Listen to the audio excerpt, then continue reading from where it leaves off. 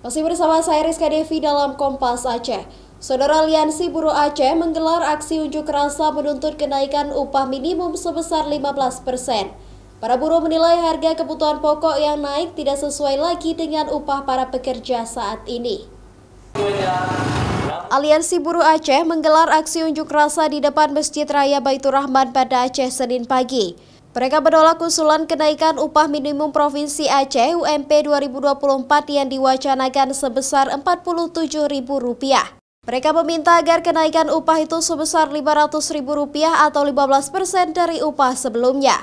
Untuk tahun ini UMP Aceh 2023 sebesar Rp3,4 juta.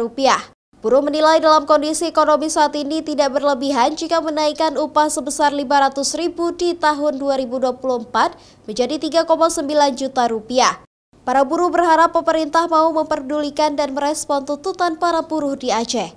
Kenaikan upah untuk tahun depan hanya Rp47.000 dinilai masih tidak cukup bagi kebutuhan dan kesejahteraan para buruh di Aceh. Jadi tuntutan kita yang paling utama adalah kita meminta dan mendesak Gubernur Aceh menetapkan kenaikan upah minimum Provinsi Aceh 2024 bagi pekerja buruh di Aceh sebesar 15%. Kenaikan 15%. Karena kenaikan harga beras, inflasi kenaikan harga beras, inflasi harga-harga barang sembako lainnya, minyak goreng, telur dan sebagainya, ini selama ini tidak menaikkan upah buruh dan sudah 3 tahun upah buruh tidak ada kenaikan. Bahkan tahun yang lalu kita hanya naik Rp1.000. Selain itu, Aliansi Buruh Aceh juga menyorot lemahnya pengawasan pemerintah terhadap perusahaan yang mengupah pekerjanya di bawah UMP.